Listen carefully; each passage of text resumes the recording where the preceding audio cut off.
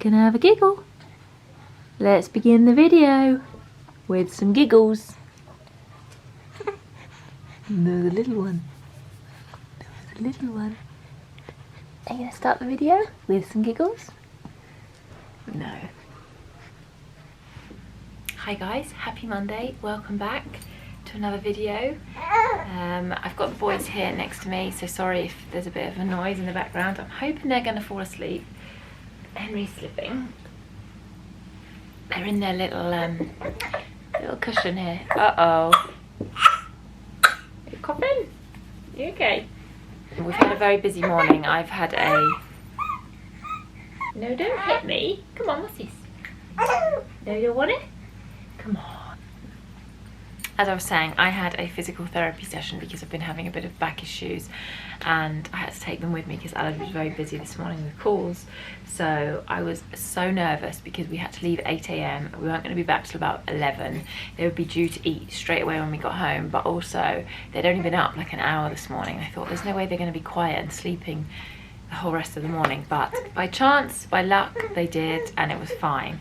It was pretty smooth. We had a little bit of crying when we arrived, but managed to settle them and I got through the appointment. So I'm very pleased with them today. So I thought they could join in on the video. I'll probably do all the crying now, but we'll see how far we can get. Anyway, I digress. We're here for a planned C-section and recovery sort of video. I'm gonna try and tell you a little bit about my experience and what I went through to the best that I can remember. I have to admit, 12, 13 weeks later, I don't remember much, but I have made some notes. So if I keep looking over here, I'm just having a look to jog my memory. But yeah, let's start from the beginning, when you're pregnant and you're deciding about your birth. Now, I never ever imagined that I would have a C-section when I was younger and thought about ever having a baby or being pregnant or anything like that. I just imagined that I would go down that normal route of just randomly going into labour somewhere at some time, probably in the middle of the night, rushing to hospital and then being there for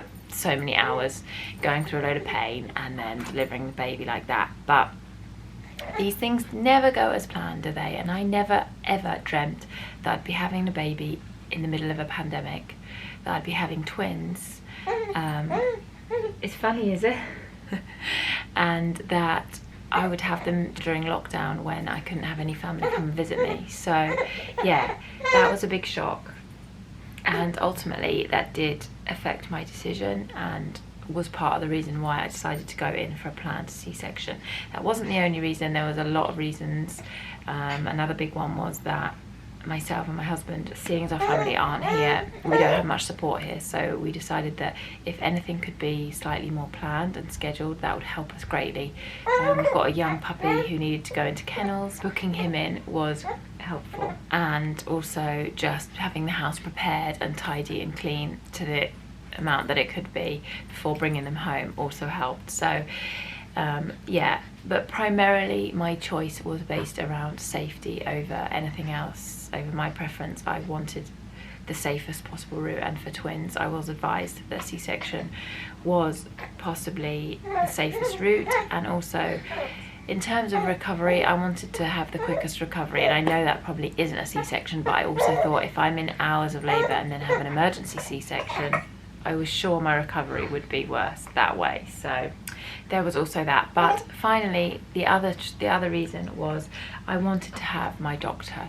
I loved my doctor for the 9 months that I was pregnant. She was absolutely brilliant, and I thought to have a familiar face in the operating room would just be great. I didn't really like the idea of being rushed to a hospital and not knowing anyone. And also that was another thing, the hospital that I was going to closed down during COVID, so I had to be transferred to a different hospital and it was all new. I wouldn't have actually entered that hospital until... I'm so sorry about this. Are you going to be quiet or not? Let me just try and settle him. Okay, let's try again. So the hospital that I was registered at, the labour suites actually closed down like a week before I was due to deliver, so I had to be transferred to a different hospital, which I'd never been into before and wasn't familiar with. So I really wanted my doctor, and my doctor was due to be on vacation the week that I would have the twins or have the C-section, so it was very possible that I wouldn't be able to have her if I decided to be induced or go into labour naturally. And she very kindly said to me if I decided to have a C-section, she can take that day as work and come in for me. So there was a lot of reasons, but ultimately that was my choice. I decided to have her and we went in for the scheduled C-section. Anyway, looking back, I'm so pleased that I chose that. It was so smooth. The boys were out so quickly. The actual surgery was not as nice as I imagined. No, everyone I spoke to had kind of told me the recovery was worse than the actual operation, but for me, I found it the opposite way around. But maybe that's because I went into it not worrying about it, thinking that it was going to be like some easy thing, and then it just threw me. But I don't know, but the recovery was much better. Saying that it was really bad though, it wouldn't stop me from doing it again, so it cannot have been that bad. If you're watching this and you're trying to get ideas or help you make your own decision, I would do it again. I would do it all over again. So that just confirms to you that it really wasn't as bad as you may think. Going on to the actual day, I'm trying to remember as much as I can about what happened, but they did give me a document with kind of instructions like maybe 2 weeks prior to the surgery. So from what I can remember, I wasn't allowed any food. Hey, come on. Say hi. Say hi. I wasn't allowed any food 12 hours before I was to arrive, and I wasn't allowed any drink 4 hours before I was to arrive. Hey. You're getting tired, aren't you? You getting tired? Just try and put you two down. I'm going to try and get him to sleep and then I'm going to come back. They're down, at least for now they're down. So we'll carry on. Where was I? I was talking about arriving at the hospital. So yeah, I know that I couldn't eat for 12 hours before and I couldn't drink for 4 hours before, and I had to arrive at 7:30. So the eating was fine, but the drinking, if you're like me, that's the first thing I do is like down a pint of water when I wake up. So that was freaking me out, and I know I must have been thinking about it so much that I woke up at like 10 to 4 in the morning, and I think I had a drink then, or it was 10 to 3, I can't remember, but I woke up very early and just downed some water because I knew it was the last bit that I was going to have. And I've actually got quite a funny story about the drink, but I'll tell you that later when I get to it. But yeah, that was that. We arrived at the hospital we were early. I remember sitting in the car for a bit, but we went in, and then probably about 7:45 we were in the pre-op room, and we sat in there for felt like forever, and they were running through with us everything that was going to happen. We both had to change. Alex had to wear a full set of scrubs. I had to get into the gown, and they hooked me up with a monitor to check the baby's heart rates and all that stuff. And then they did the IV drip, IV drip, I think it's called IV drip. And that was weird because I'm not good with needles. I hate needles, they make me feel a bit funny. So I said to them, like, I'm just not gonna look, like, it doesn't matter, just get on with it, but I'm not gonna look at it. And even though I didn't look, I did come over really weird. I came over like really like clammy, sweaty, and like I was gonna faint. And I started to get really anxious. I was like, if I can't even deal with that, how am I gonna deal with the operation? But that was the only time that I felt weird. So probably it was just the thought of everything, and I was getting a bit overwhelmed. And then we sat there and filled in loads of paperwork, I guess for insurance and stuff like that. And what else happened? Oh, just everyone came in for me to meet, like millions of different people, and it was all such a blur.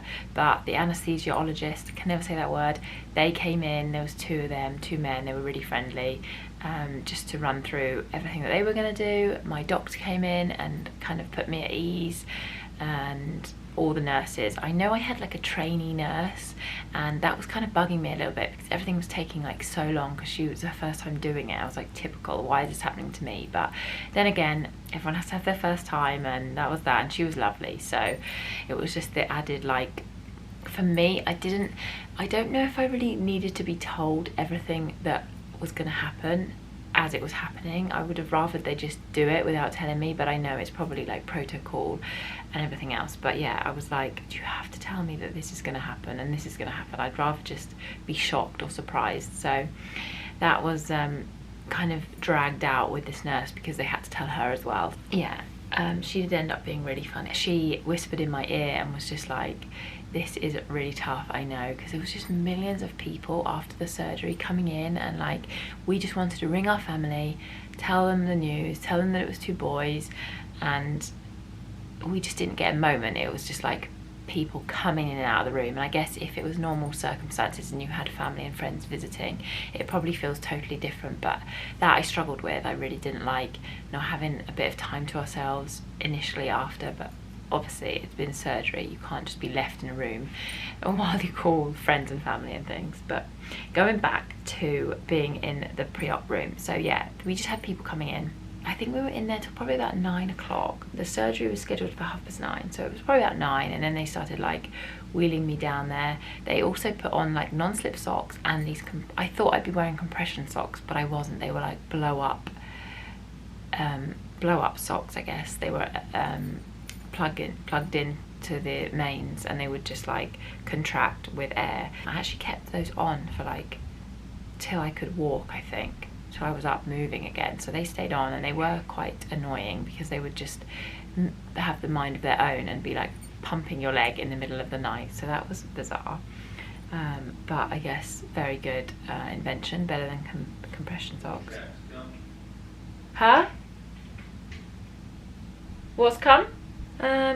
So yeah, Alex was with me the whole time in this room, and then they wheeled me down to the surgery room. Again, he came. They were really lovely. They took pictures of us, and it was all such a blur. I remember just being like, what is going on and what's about to happen? I was worried about the spinal. I don't know what the difference between a spinal and a, what's the word for the other one? Epidural is. I've never really known. I think it's pretty much the same thing. Maybe it's just where they inject or what they inject, I don't know. But I was pretty worried about that, and it was nowhere near as bad as I thought. Barely felt anything. The hardest thing was just that they told me, again, this whole thing of like telling me everything. They were like, it will kick in really quickly, the anesthetic. You need to lie down as quick as possible before your legs go numb. And I was like, oh God, how quickly? Like I was panicking about how quickly I needed to lie down. And then when I did lie down, I did not feel numb, and I was like, it hasn't worked. And I remember stressing out to the anesthesiologist, like, I can still feel my legs, I can still feel my legs. And they do a test on you, and they poke you with something sharp, or I think I've heard that people sometimes have like ice cubes put on their skin, but basically they just do it where you can feel it, and then they go lower and lower, and then finally you can't feel it, and you say, yeah, I can't feel that. I think I've always been paranoid because I heard a story once about a man that had surgery on his brain, and it didn't work. For some reason he couldn't speak, but he could feel everything, and I think it scarred me for life, that story, because I was like panicking in there that I was gonna feel everything and it wouldn't work. But it worked, but it doesn't stop you feeling everything. You definitely feel things. Yeah, so we were in the room. Everything was a bit go, go, go. I remember just piles of people coming in. I think because it was twins, we had an extra set of like, I don't know, nurses with a NICU maybe. Like there was just a lot of people, and it was overwhelming. That like just a lot of people. Everyone was just talking like it was, you know, any day for them, which it is, I know. I remember my 2 doctors were talking about like their vacations and stuff while they were working on me. So very bizarre. But yeah, it was a whirlwind in there. I had one nurse next to me the whole time. I had Alid. Obviously the curtain thing was up, so I couldn't see anything. And then I had the anesthesiologist, the 2 men to the right of me. So yeah, there was a lot of people. But all in all, the experience was very calm. They started the surgery at 9:30, dead on 10. 10:01, Henry was born, 10:02, Jack was born. There's just a lot of tugging. It feels like they're under your ribs. That's all I can really describe. I felt my whole body shifting on the table. It was the most bizarre experience. And I think what I just hated the most was that I wasn't in control of my body. I felt like from the, like, I guess mid-body down, it wasn't mine. I don't know, it just felt weird. I didn't like the feeling. It felt really bizarre. I think if I was to go again, I'd be prepared for it and I know how it's going to feel, so it wouldn't bug me. But yeah, that was that. They were born, and again, so strange. Alid was kind of going back and forth taking photos, and the nurse was trying to show me, but I was so low on the table that I couldn't really see them, and I was just a bit like, there's so much going on in my body, I don't need to see them yet. I'm going to see them in my own time when I'm feeling more up to it. So yeah, I didn't love that. I really just felt like it felt so long, the period of lying there.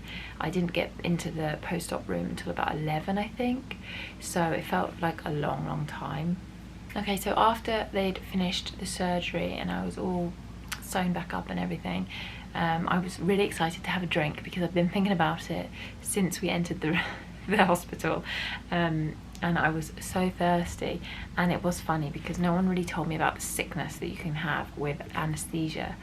And yes, I was very, very sick, and I think it didn't help that when I got to the room I asked for a drink and I downed like 2 cartons of apple juice, and it's kind of put me off apple juice, I won't lie. But yeah, the sickness was like maybe an hour after I'd come out of the surgery room, and it was not expected. It was not like normally being sick. It was a lot thicker, a lot denser, and I felt like I was gonna choke. That was very unpleasant, but other than that, nothing was bad at all.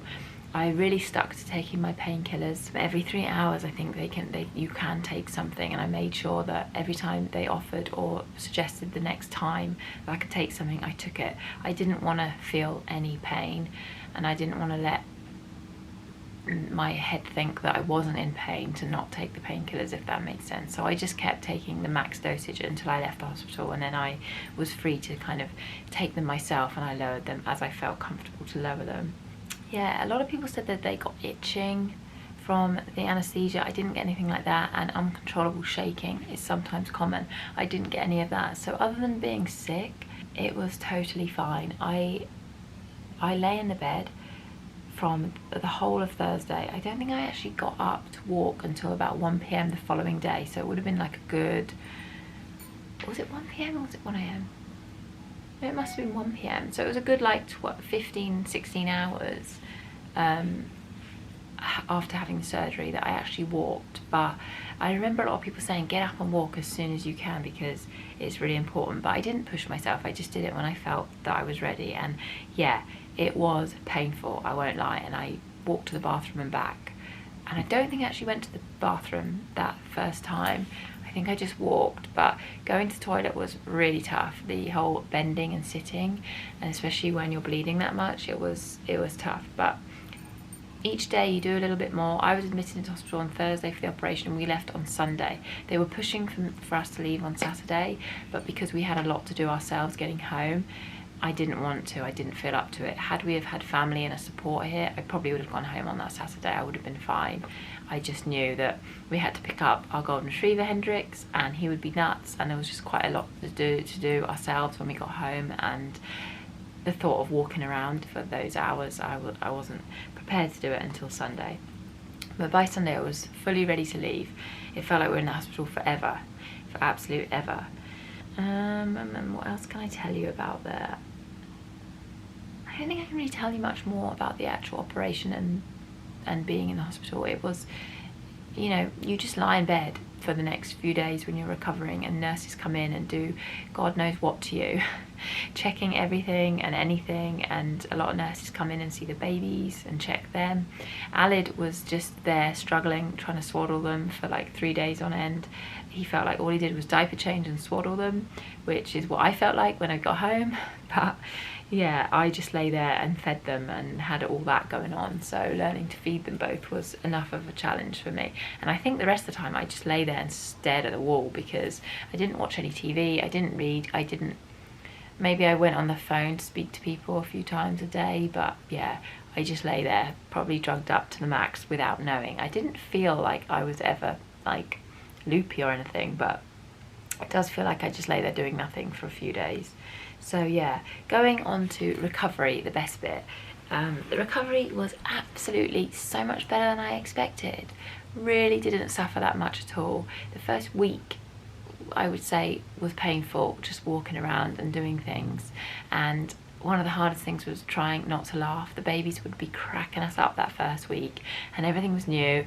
Alid would be making me laugh, and it was quite an easy week with the babies the first week because they literally just sleep. So other than feeling like all I did was feed them, they were asleep a lot, and we were kind of getting used to having them here, and there was a lot of funny times, and I could not laugh. It was agony to laugh. Anything like that where your stomach has to contract, like no, you can't do it. So yeah, don't laugh in your first week after having a C-section. But yeah, I would just say make sure you're moving, but limit your movement. I did move probably more than the average person because it was just me and Aled, so I had to get up and about and do a few things. I couldn't leave him to do absolutely everything. So yeah, but I never overdid it. I never felt like I overdid it. And I think, I want to say by the Friday, so I came home on the Sunday, by the Friday I stopped taking the painkillers. I didn't need them anymore. So what, you're talking a week on pain meds. It's nothing. It really wasn't that bad. So yeah, I mean, in terms of recovery, be positive that you're going to recover. Yes, it's hard. One of the hardest things about it is seeing yourself after the operation and it doesn't feel like you anymore. Your body has completely changed.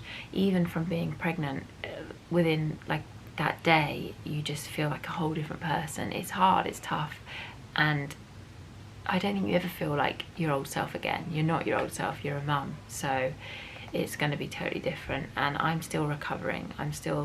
Haven't really got into a proper workout routine.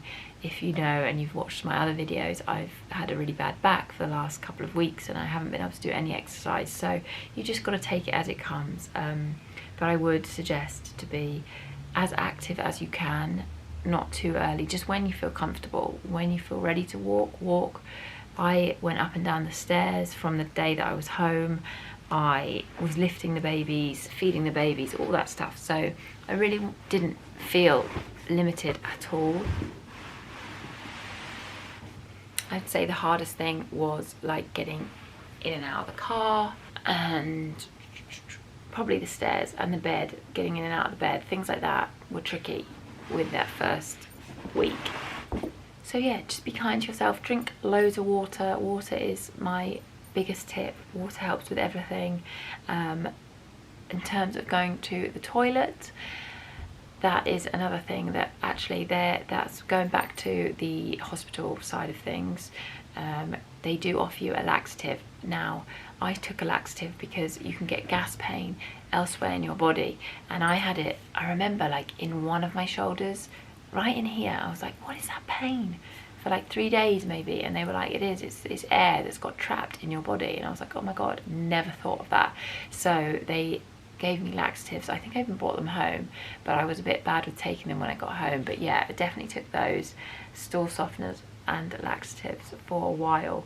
But all that is very, very strange. I didn't go to the toilet very much at all, which felt weird when I'm eating so much. But yeah, I'm trying to think. I'm sorry, this is quite disjointed. I can't remember.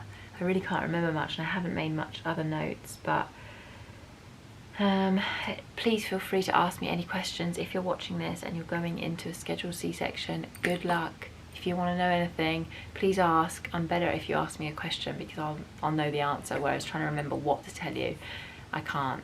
So yeah, I hope some of you got some relief from watching this and you feel a sense of like excitement. It's so exciting. You'll never get that day back again. Take photos and just be positive and enjoy it. It's really not as bad as you think it's going to be, and it's all over within a flash, and suddenly they're 3 months old and you're like, where did that time go? And you can't remember anything. You just have a scar to remind you of that day. So yeah, I can't believe it. I'm going to love you and leave you now. My camera is just flashing that the battery is going to die, so perfect timing. But yeah, if you haven't already, please hit subscribe if you like this one. Give us a thumbs up and follow along. We do weekly videos. I'm aiming to do twice weekly on Tuesdays and Fridays, but sometimes I miss one or two because of the boys, and just the new mum life is holding me back, and also because we're in this pandemic and I don't leave the house, so I struggle to find things to film because I'm in the house 24/7. But anyway, I'm going to stop babbling. I hope you're all having a good Tuesday, and I'll see you next time. Bye guys.